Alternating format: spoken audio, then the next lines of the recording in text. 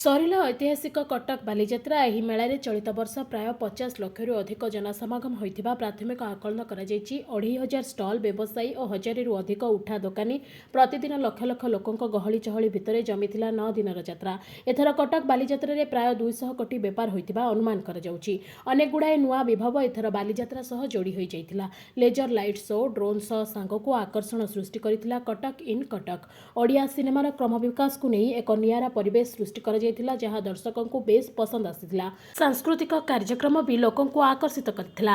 ବାଲିଯାତ୍ରା ମଞ୍ଚରୁ ସୋନୁ ନିଗମଙ୍କ ତୋ ଆଗରେ କିଛି ଧୂପ, ସୁରେଶ ୱାଡଙ୍କର ସିନ୍ଦୁର ମଥାରେ ତୋର, ଅନୁପ ଜଟେଲଙ୍କ ଏସି ଲାଗି ଲଗନ ଗୀତ ବେଶ୍ ଭାଇରାଲ ହୋଇଛି ଏଥର।